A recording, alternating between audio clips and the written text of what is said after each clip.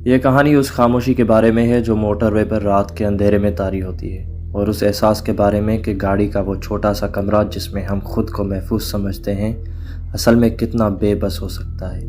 اسلام آباد سے لاہور کا سفر عموماً 3 گھنٹے کی اکتاحت ہوتا ہے، لیکن رات کے وقت موٹر وے کا منظر بالکل بدل جاتا ہے۔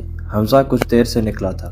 وہ ان راتوں میں سے ایک رات تھی جب آسمان صرف کالا نہیں ہوتا بلکہ بوجھل بھی محسوس ہوتا ہے۔ ٹائروں کی سڑک سے رگڑنے کی مسلسل آواز ہی حمزہ کی واحد ساتھی تھی، ایک ایسی دھیمی لہر جو آپ کو یہ یقین دلاتی ہے کہ دنیا میں آپ کے علاوہ اب کوئی باقی نہیں رہا۔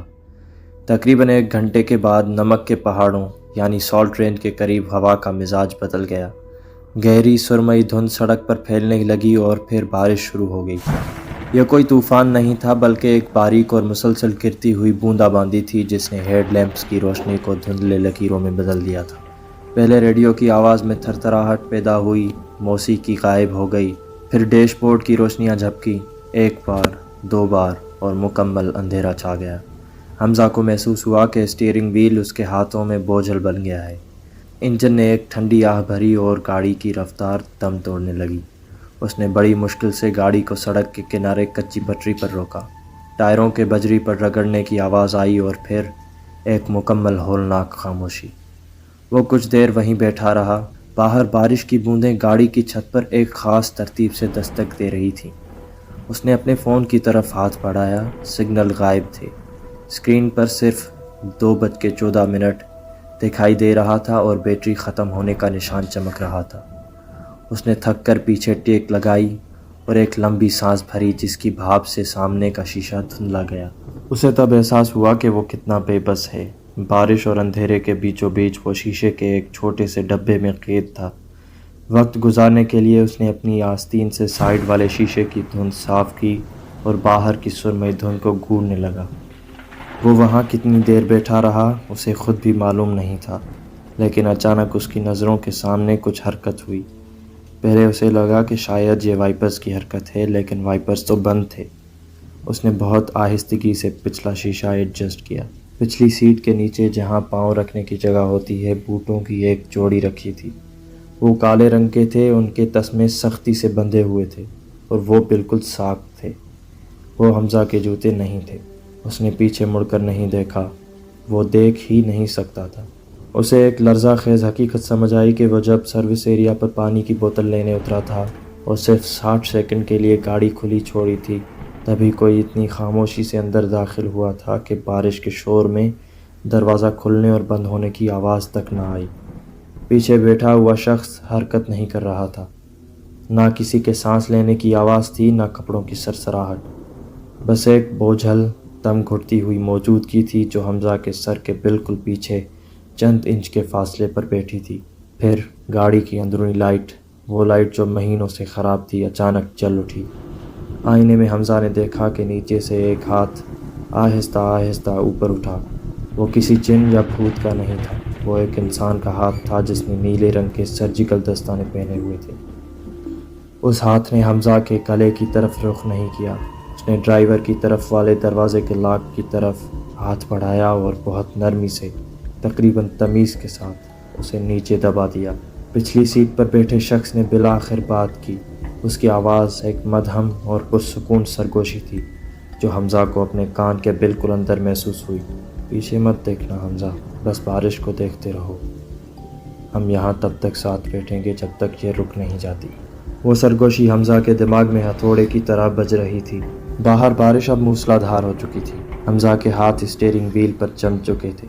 اس کے ذہن میں صرف ایک ہی خیال آ رہا تھا، اگر میں ابھی بھاگنے کے لیے دروازہ کھولوں گا تو کیا اس کے ہاتھ میرے ہاتھ سے پہلے لاک تک پہنچ سکتے ہیں؟ وہ شخص خاموش تھا، لیکن حمزہ کو آئینے میں اس کے ہاتھ کی حرکت نظر آ رہی تھی۔ وہ دستانے والا ہاتھ اب آہستہ آہستہ حمزہ کے کندھے کی طرف بڑھ رہا تھا۔ وہ ہاتھ چھوا نہیں، بس چند ملی میٹر کے فاصلے پر رک گیا۔ حمزہ کو اپنے کان کے پاس اس اجنبی کے سانس لینے کی ٹھنڈک محسوس ہو رہی تھی۔ حمزہ نے ہمت جمع کی اور پوری طاقت سے گاڑی کا اسٹارٹ بٹن دبایا۔ گاڑی نے ایک بار پھر ہچکچاہٹ دکھائی، لیکن اس بار انجن نے شور مچایا اور روشنیاں بحال ہو گئیں۔ حمزہ نے آئینے میں دیکھا، وہ شخص اب سیدھا ہو کر بیٹھ گیا۔ اس نے اپنا سر اوپر اٹھایا۔ آئینے میں اس کا چہرہ اب بھی سائے میں تھا، لیکن اس کی آنکھیں وہ بالکل حمزہ کی آنکھوں جیسی تھیں۔ وہ کوئی حمزاد نہیں تھا، وہ حمزہ کی اپنی ہی پہچان کا ایک بگڑا ہوا روپ لگ رہا تھا۔ حمزہ نے گاڑی گیئر میں ڈالی اور پوری رفتار سے ایکسیلریٹر دبایا۔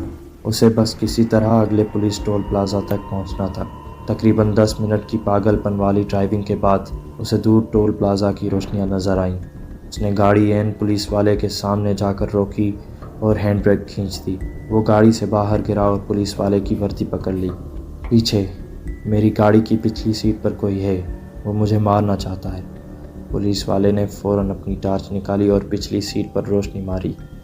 حمزہ ہانپ رہا تھا، اس کا دل سینے سے باہر آ رہا تھا، لیکن پولیس والا مڑا اور حیرت سے حمزہ کی طرف دیکھا۔ جوان، یہاں تو کوئی نہیں ہے، گاڑی بالکل خالی ہے۔ حمزہ نے خود جھانک کر دیکھا، سیٹ خالی تھی۔ وہ بوٹ، وہ دستانے والا ہاتھ، وہ شخص، سب غائب تھے۔ حمزہ نے ایک سکون کا سانس لیا۔ اسے لگا شاید یہ اس کی تھکن کا وہم تھا، لیکن جب وہ واپس ڈرائیونگ سیٹ پر بیٹھا تاکہ اپنی گاڑی سائڈ پر کرے تو اس کی نظر ڈیش بورڈ پر پڑی۔ وہاں ایک چھوٹا سا آڈیو ریکارڈر رکھا تھا جو پہلے وہاں نہیں تھا۔ حمزہ نے کپ کپاتے ہاتھوں سے پلے کا بٹن دبایا۔ اس میں سے وہی دھیمی آواز آئی، بہت اچھا کھیلے حمزہ، میں نے کہا تھا نا کہ ہم تب تک ساتھ بیٹھیں گے جب تک بارش رک نہیں جاتی۔ دیکھو اب بارش رک گئی ہے، میں تو چلا گیا، لیکن تمہارا لاک اب بھی نیچے ہے اور اس بار چابی میرے پاس ہے۔ حمزہ نے گھبرا کر گاڑی کا دروازہ کھولنے کی کوشش کی، لیکن وہ لاک ہو چکا تھا۔ اس نے کھڑکی سے باہر دیکھا، وہ پولیس والا جو اب بھی وہاں کھڑا تھا اب اندھیرے میں غائب ہو چکا تھا۔ ٹول پلازا کی روشنیاں ایک ایک کر کے بجھنے لگیں اور حمزہ کو محسوس ہوا کہ اب کی بار وہ اکیلا نہیں ہے، بلکہ وہ خود اس گاڑی کے اندر قید ہو چکا ہے، جبکہ وہ شخص باہر کھڑا اسے دیکھ کر مسکرا رہا تھا۔